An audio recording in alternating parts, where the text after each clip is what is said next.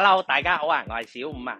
啱啱咧放完幾日新年假，唔知咁多位咧又做咗啲咩咧？呢幾日假期咧，我就中意同啲朋友打下麻雀啊，喺屋企睇下電影咁樣。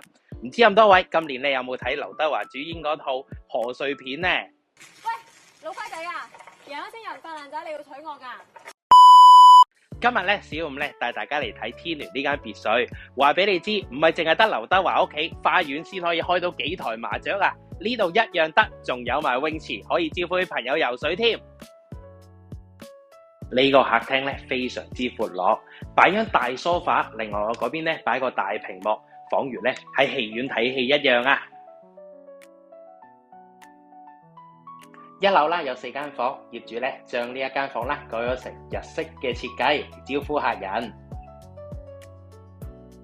呢間套房咧亦都可以3邊落床，仲望住泳池添。呢間主人房連衣帽間咧，直情有個廳咁大添啊！